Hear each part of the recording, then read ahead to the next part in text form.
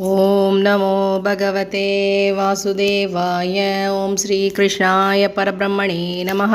श्रीमन्नारायणीयम् एकादशं दशकं सनकादीनां वैकुण्ठप्रवेशवर्णनं जय विजयशापवर्णनं हिरण्यकशिपु हिरण्याक्षोत्पत्तिवर्णनं च। श्लोक 1 to 5 practice। क्रमेण सर्गे परिवर्धमाने कदापि दिव्यासनकादयस्ते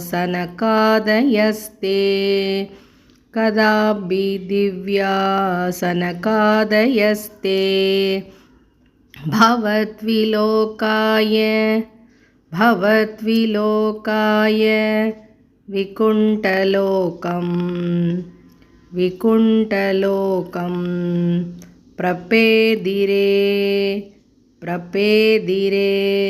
मारुतमन्दिरेश क्रमेण सर्गे परिवर्धमाने कदापि दिव्यासनकादयस्ते भवद्विलोकाय विकुण्ठलोकं प्रपेदिरे मारुतमन्दिरेश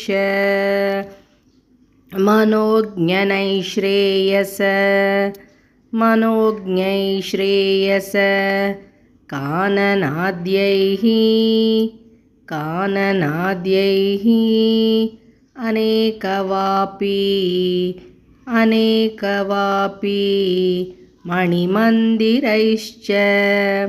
मणिमन्दिरैश्च अनूपमन्तं भवतो निकेतं मुनीश्वराः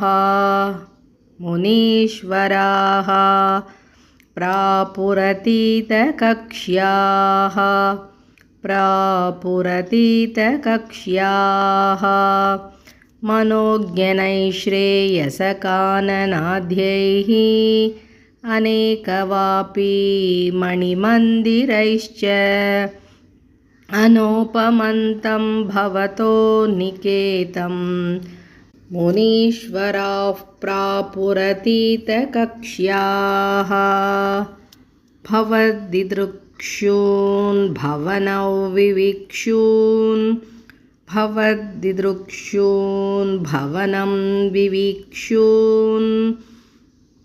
द्वास्थौ जयस्तान्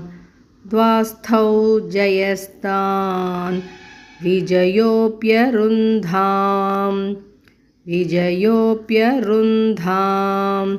तेषाञ्च चित्ते पदमापकोपः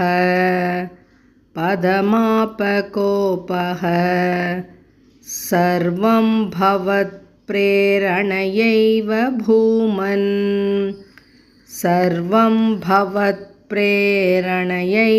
भूमन् भवद्दिदृक्षून् भवनौ विविक्षून् द्वास्थौ जयस्तान् विजयोऽप्यरुन्धां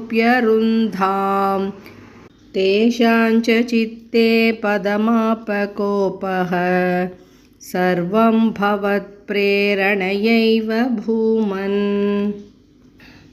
वैकुण्ठलोकानुचितप्रचेष्टौ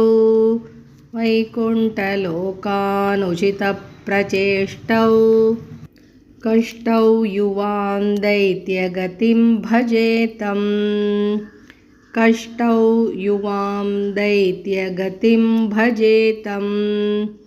इति प्रशप्तौ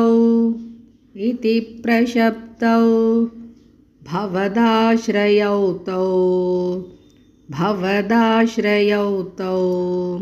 हरिस्मृतिर्नोस्त्विति नेमतुस्तान् वैकुण्ठलोकानुचितप्रचेष्टौ कष्टौ युमान् दैत्यगतिं भजेतम् इति प्रशप्तौ भवदाश्रयौ तौ हरिस्मृतिर्नोस्त्विति नेमतुस्तान् तदेतदाज्ञाय भवान्नवाप्तः सहैव लक्ष्म्या बहिरम्बुजाक्ष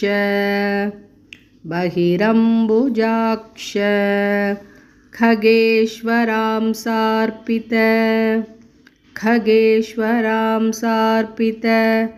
चारुबाहुः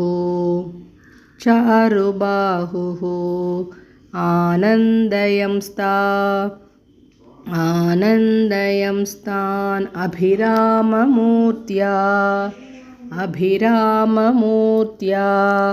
तदेतदाज्ञाय भवान्नवाप्तः सहैव लक्ष्म्या बहिरम्बुजाक्ष खगेश्वरां सार्पितचारुबाहुः आनन्दयंस्तान् अभिराममूर्त्या।